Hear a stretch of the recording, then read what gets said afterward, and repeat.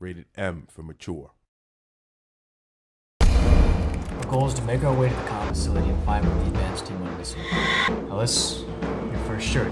Hanson, flank 3 o'clock, mobilize and watch R6. We run out of rounds, ammo up, we switch to UV knives. In a pinch, retreat to the sewers. Got it, Rookie? Doctor? What if you're not sure it's a Nightwalker? They appeared red, orange, and necro vision. What about engagement rules? Kill them all.